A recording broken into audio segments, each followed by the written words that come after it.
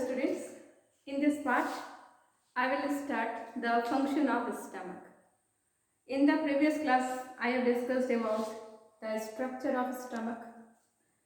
As stomach is a distensible sac, in this stomach, the most important part was fundus. In the fundus region, some glandular cells are present. These glandular cells are collectively known as principal gland. So in the stomach, the important cells which are glandular are principal glands. This principal gland consists of several types of cells. ये principal gland stomach के glandular cells को collectively कहते हैं और ये principal gland में कई different type के सेल्स प्रेजेंट होते हैं. जो डिफरेंट टाइप के सेल्स यहाँ पर प्रेजेंट है प्रिंसिपल ग्लैंड में, उसमें से एक का नाम है चीफ सेल. चीफ सेल या कहते हैं जाइमोजेन सेल.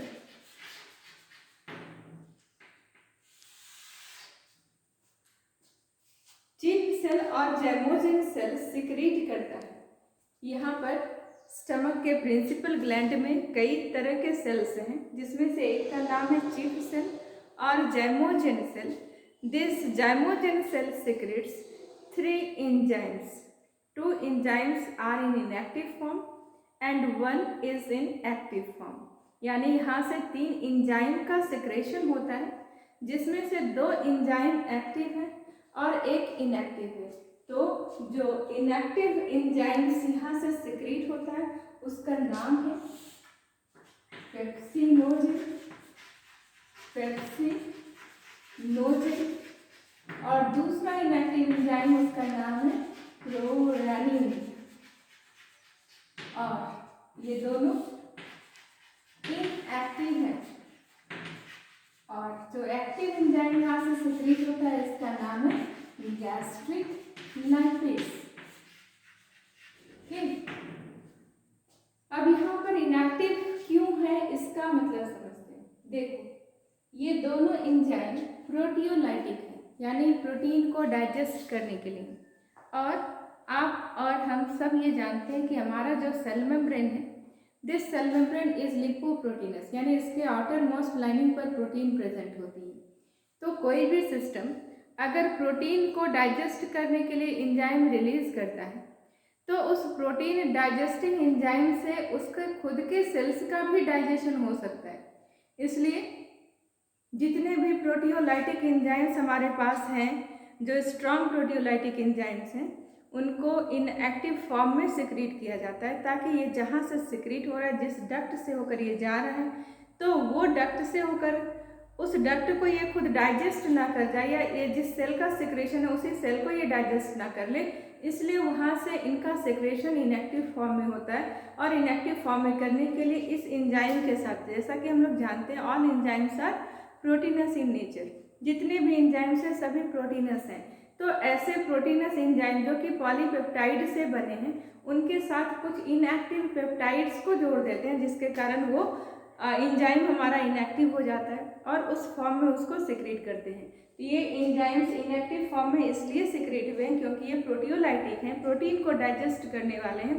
और अगर ये एक्टिव होते तो हो सकता है कि ये खुद के डक्ट को डाइजेस्ट कर जाते, इसलिए इनको इनएक्टिव फॉर्म में सिक्रीट किया गया. क्लियर है. बाद में जब हमें ज़रूरत पड़ेगी तो इसको हम एक्टिव करेंगे और एक्टिव करके इससे जो फंक्शन होना है उस फंक्शन को करेंगे. तो यहाँ पर चीफ सेल का सिक्रेशन 3 एंजाइम है, 2 एंजाइम यहाँ पर इनएक्टिव है और एक हमारा एक्टिव एंजाइम है. ठीक है, ये दोनों प्रोटियोलाइटिक हैं और ये हमारे पास लिपोलाइटिक है यानी ये फैट का डाइजेशन करता है. ये लिपोलाइटिक नेचर का है और ये 2 एंजाइम हमारे प्रोटियोलाइटिक नेचर के. क्लियर हो गया. तो एक है हमारे पास चीफ सेल और जाइमोजेन सेल, प्रिंसिपल ग्लैंड का सेल. सेकेंड इंपॉर्टेंट सेल यहाँ पर है ऑक्जेंटिक सेल. ऑक्जेंटिक सेल का दूसरा नाम है parietal cell. Oxyntic cells are also called parietal cell. These oxyntic cell secretes HCl hydrochloric acid का सिक्रेशन करता है और ये ऑक्जेंटिक सेल सिक्रीट करता है एक फैक्टर को जिसका नाम है gases intrinsic factor.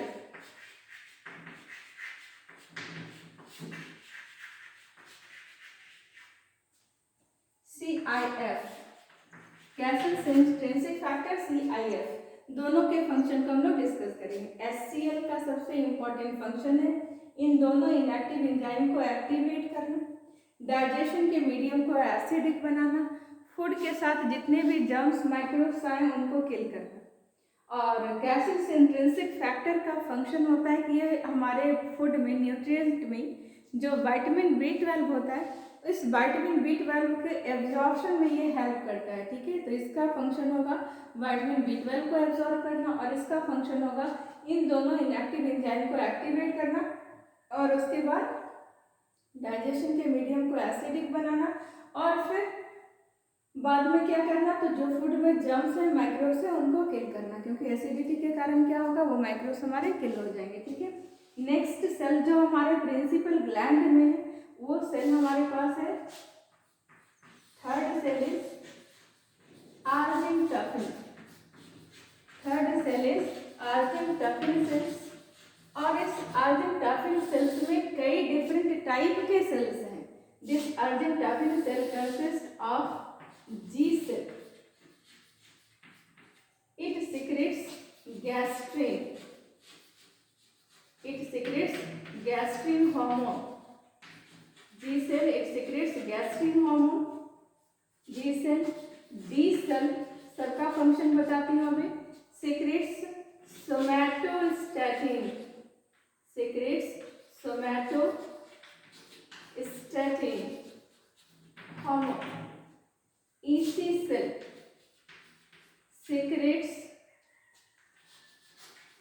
motilin hormone. ठीक है, और इसके अलावा यहाँ पर जो सेल्स प्रेजेंट है वो है गॉबलेट सेल्स। क्या सिक्रीट करता है, म्यूकस। और यहाँ पर प्रेजेंट है हमारे पास स्टेम सेल्स। और ये स्टेम सेल्स क्या करते हैं, तो जो सेल्स हमारे डैमेज हो जाते हैं उस डैमेज सेल को ये डिफरेंशिएट करके फिर से उस सेल्स का फॉर्मेशन करता है। तो हमारे स्टमक में ये इतने टाइप के सेल्स हैं और इन सारे सेल्स में से अभी जी सेल का फंक्शन क्या है, जी सेल गैस्ट्रिन हार्मोन का सिक्रेशन करता है। ये एक लोकल हार्मोन है। लोकल हार्मोन ऐसे हार्मोन को कहते हैं जिसका इफेक्ट जहाँ से ये सिक्रीट होता है उसी एरिया में रहता है, यानी डाइजेस्टिव सिस्टम का सिक्रेशन है तो डाइजेस्टिव सिस्टम पर ही ये वर्क करेगा।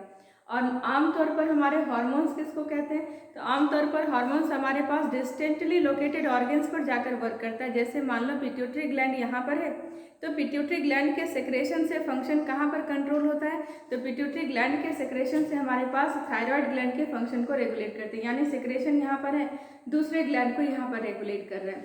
लेकिन यहाँ जो लोकल हार्मोन्स कहते हैं तो local hormones are those hormones which are restricted, which those functions are restricted to only those part from where it is secreted। ठीक है, ये जहाँ से सिक्रीट हो रहा है सिर्फ वहीं पर इसके फंक्शन को हम लोग ऑब्जर्व करेंगे, इसलिए इसको लोकल हार्मोन कहते हैं। D cell secretes somatostatin. Somatostatin का सिक्रेशन, सोमेटोस्टैटिन हमें कई जगह सुनने को मिलेगा। सोमेटोस्टैटिन इज इनहिबिटरी हार्मोन, यानी कोई भी सिक्रेशन अगर आ रहा है तो ये सिक्रीट होकर के उस सेक्रेशन को कम करने का काम करता है, उसको बंद करने का काम करता है।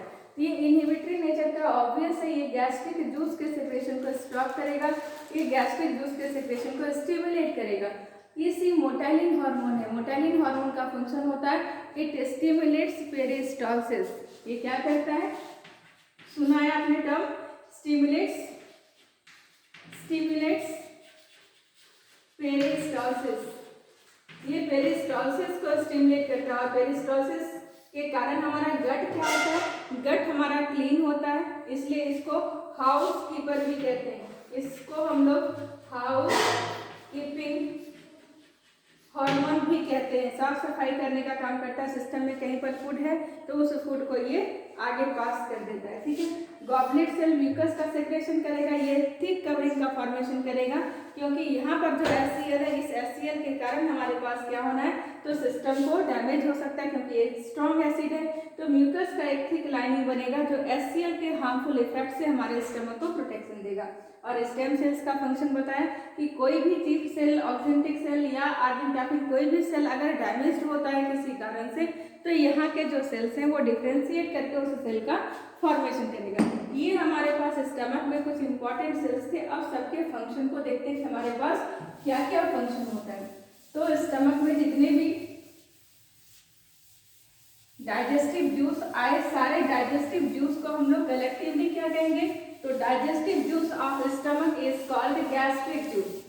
ठीक है, तो जितने भी यहाँ पर डाइजेस्टिव जूस आए, स्टमक से जितने भी डाइजेस्टिव जूस का सेक्रेशन हुआ, ये सारे जूस को हम लोग कलेक्टिवली कहते हैं गैस्ट्रिक जूस।